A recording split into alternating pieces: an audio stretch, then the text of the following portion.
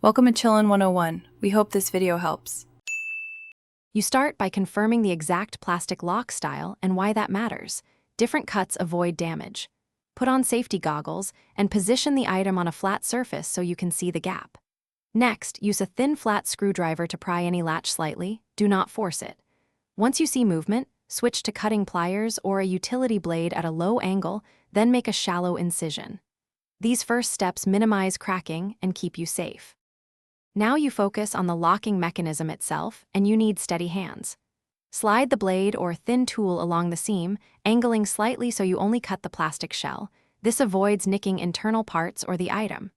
Use short, controlled strokes, and once you meet resistance, search for the catch or pin with the tip of the screwdriver.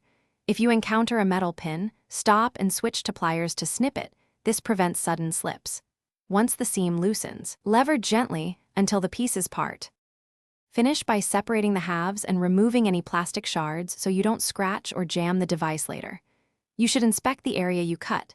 Make sure the integrity and function of the item are intact. If parts still bind, apply a little isopropyl to loosen grime, wait a minute, then rework the seam carefully. If the lock resists, stop and reassess with a less aggressive tool. Forcing it risks breakage. That single troubleshooting tip will save you a replacement. Thanks for watching. Consider subscribing if we helped you.